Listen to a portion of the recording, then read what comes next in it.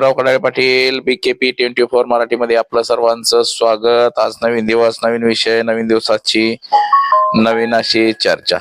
आज चर्चा घेऊन आलोय म्हणजे एकनाथ शिंदे यांचं सुद्धा दाऊस दौऱ्यानिमित्त विमान पाडण्याचा प्रयत्न करण्यात आला आणि तो इराणनं इशारा दिला होता की तो एकनाथ शिंदे यांचं विमान इराणच्या हद्दीतनं जाणार आहे आणि ते विमान आम्ही पाडू असं धमकीवाजा इशारा हा इराणनं दिला होता। 2023 मध्ये दावोस दौऱ्याला एकनाथ शिंदे निघाले होते, त्यावेळेस VSR कंपनीचं विमान पाडण्याचं धमकी ही इराणनं दिली होती आणि त्यावेळेस सुद्धा आकाशातून जाण्याचे जी हद्द असते ते इराणच्या हद्दीतून जात होतं आणि त्याला परवानगी नव्हती असंही बोललं जातं। म्हणजे एकनाथ शिंदे यांचं सुद्धा हत्या घडवून आणण्याचा प्रयत्न होता। अजित पवार यांच्या अपघातानंतर आता हे सगळं बाहेर यायला लागलेलं आहे।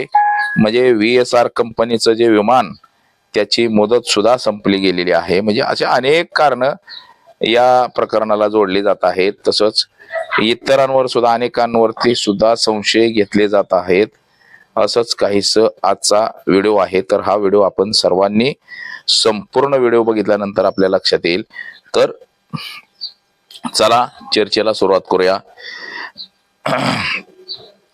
महाराष्ट्र राज्याचे उपमुख्यमंत्री अजित पवार यांच्या विमान अपघाताला 40 दिवस उलटून गेलेले आहेत आणि तरी सुद्धा याचा काय थांगपत्ता लागला नाही। कोणी घडवून आणलं, काय झालं, कशाने घडलं हे काय सुद्धा कळलेलं नाही आणि त्यात रोहित पवार हे रोज नवनवीन खुलासे करतात। त्यांनीच असा खुलासा केलेला आहे की 2023 मध्ये महाराष्ट्र राज्याचे मुख्यमंत्री हे एकनाथ शिंदे होते आणि एकनाथ शिंदे यांच्या विमानाचा अपघात घडवण्याचा कट शिजला होता असंही सांगण्यात येतंय। आता तो कसा शिजला, काय शिजला त्याची सुद्धा कारण असतात की बघा, विमान कंपनी ही भारतीय जनता पक्षाच्या लोकांच्या जवळची आहे आणि अजित पवार यांचा जो अपघात झालेला आहे, आता अपघात हा 28 तारखेला झालेला आहे। 23 तारखेपासून अजित पवार हे कुठेही कार्यक्रमामध्ये दिसले नव्हते। अचानक त्यांचा 28 तारखेला अपघात झाला असं सांगितलं जाते। आता या अपघातानंतर रोहित पवार यांनी अनेक प्रश्न उपस्थित केलेले आहेत, जसं की हे जे विमान होतं VSR कंपनीचं ह्याची मुदत फक्त 48 तास राहिली होती। म्हणजे त्याचं जी विमानाचं किंवा कुठल्याही गाडीचं समजा 10 वर्षाचं 15 वर्षाचं जे त्या गाडीची मर्यादा असते, लाईफ असतं, ते लाईफ 48 तासामध्ये त्या VSR कंपनीच्या विमानाचं संपणार होतं। अजित पवारांचा जो अपघात झाला ते विमान, म्हणजे ह्याच्यावरती अनेक प्रश्न उपस्थित झालेले आहेत। त्या प्रश्नाचं एकाचंही उत्तर मिळालेलं नाही। त्यातच रोहित पवार यांनी सुद्धा हा आरोप केलेला आहे की 2023 मध्ये दावोस दौऱ्यावरती एकनाथ शिंदे हे जात असताना त्यांचं विमान इराण मध्ये पाडण्याचा प्रयत्न झाल्याचा खळबळजनक दावा त्यांनी केलेला आहे। विमान कंपनीचा बेजबाबदारपणा किती असतो हे सुद्धा या सगळ्या गोष्टींवरून दिसून येत आहे। विमानानं इराण मधून जात असताना म्हणजे इराणची हद्द ओलांडत असताना इराणच्या हद्दीमध्ये जे काय परवानगी घ्यायला पाहिजे होते की बाबा आम्ही इथनं जाता विमान कुठलंही जात असताना तिथल्या सरकारला कळवणं महत्वाचं असतं की असं विमान या ठिकाणाहून जाणार आहे। तर हे विमान तिथून जात असताना त्या विमान कंपनीनं इराण सरकारची कुठलीही परवानगी घेतलेली नव्हती।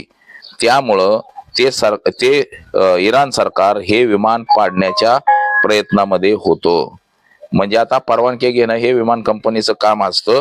म्हणजे हे विमान कंपनी किती निष्काळजीपणानं काम करत होती याच्यावरून हे सगळं स्पष्ट होतंय असं रोहित पवार यांनी आरोप केलेला आहे। म्हणजे एकनाथ शिंदे यांचं सुद्धा विमान पाडायचं, त्यांना सुद्धा ठार करण्याचा प्रयत्न हा काही लोकांचा होता असं या सगळ्या गोष्टीतून आपल्याला दिसून येतंय।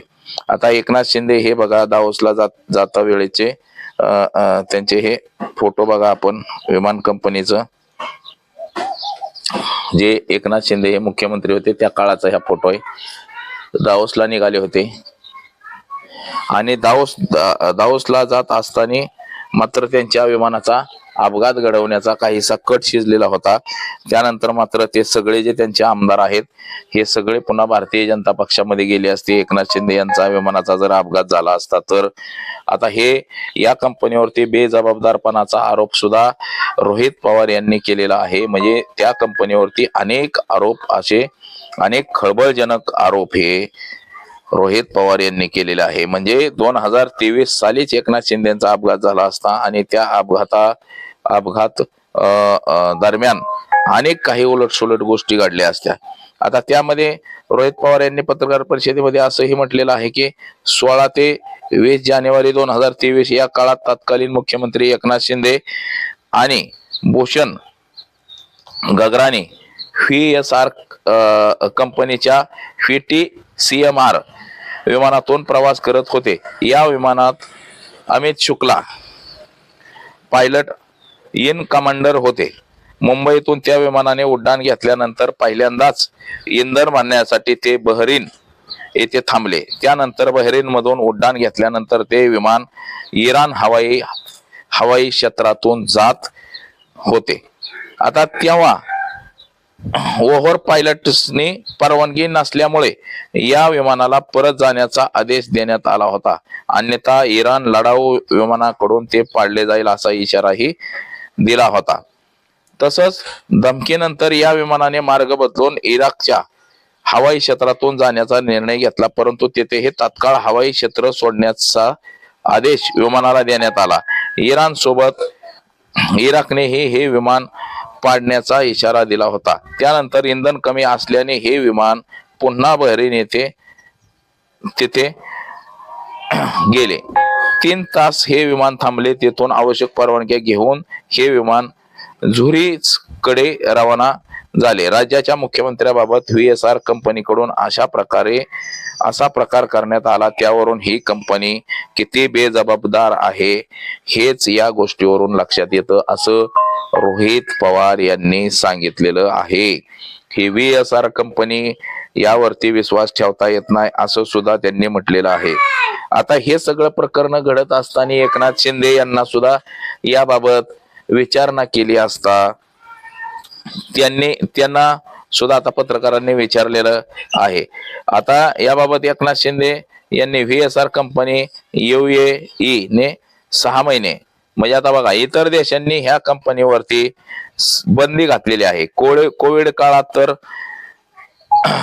पैसे कमवण्याच्या नादात ह्या कंपनीनं कसंही बुकिंग केलेलं होतं. म्हणजे रोहित पवारांनी आरोप केलेले आहेत हे.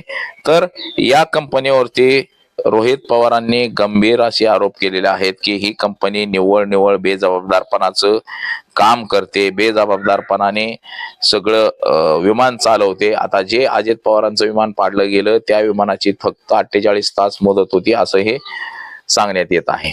आता यामध्ये अनेक गोष्टी पुढे येतात. एकनाथ शिंदे यांनी तर आता VSR कंपनीच्या विमानातून आपण प्रवास करायचा नाही असं त्यांनी सांगितलेलं आहे. आणि त्यांच्या सगळ्या आमदार खासदार मंत्र्यांना सुद्धा सांगितलेलं आहे की विमान प्रवास हा तुम्ही शक्यतो टाळा, कारण की विरोधी पक्षाच्या नेत्यांचेच अपघात होतात हे सुद्धा एकनाथ शिंदे यांच्या लक्षात आलेलं आहे. आणि अशा काही कारणामुळं एकनाथ शिंदे हे सुद्धा व्यथित आहेत. अजित पवारांनंतर आता आपली सुद्धा बारी येते का काय असं एकनाथ शिंदे यांना वाटायला लागलेलं आहे. आणि त्यामुळं त्यांनी आता काळजी घ्यायला सुरुवात केलेली आहे.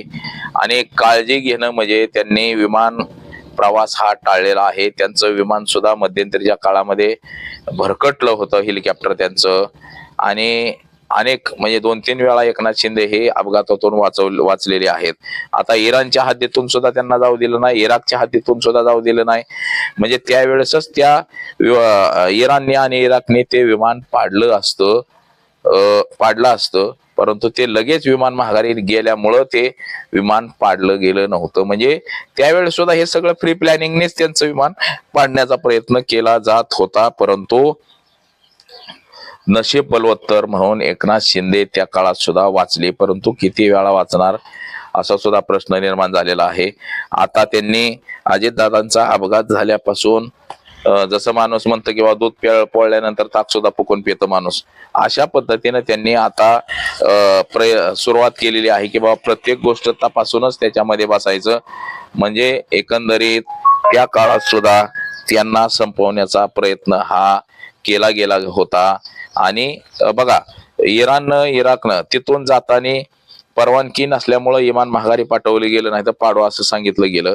माघारी पाठवलं, परंतु जी विमान कंपनी आहे त्या विमान कंपनीची सुद्धा जबाबदारी असते, किंवा महाराष्ट्र राज्य आहे राज्य सरकारची सुद्धा जबाबदारी असते की आपला राज्याचा प्रमुख कुठनं कुठं जाणार आहे आणि तो जात असताना त्या विमान कंपनीनं सगळ्या परवानग्या घेतल्यात का, कुठनं कुठं परवानगी घेतली हे सुद्धा तपासणं गरजेचं असतं. परंतु ते सुद्धा तपासलं गेलेलं नव्हतं. म्हणजे याचा अर्थ असा आहे की ही कंपनी जी आहे VSR ही बेजबाबदार कंपनी आहे. आणि जर एकनाथ शिंदे यांचा अपघात घडला असता तर त्याला मात्र जबाबदार कोण झालं असतं, कोण ठरलं असतं, हेच सगळ्यात महत्वाचं आहे. परंतु एकनाथ शिंदे यांना ठार मारण्याचा प्रयत्न करणारे सुद्धा महाराष्ट्रात आणि भारतातच बसून आहेत, आणि अजित पवार यांना ठार मारणारे सुद्धा भारतातलेच आहेत, हे सुद्धा विसरता येणार नाही. तर आज एवढंच. माझा सहकारी कॅमेरामन अनिकेत समे, बिबराव कडाळे पाटील, BKP 24 मराठी, इंदापूर, पुणे.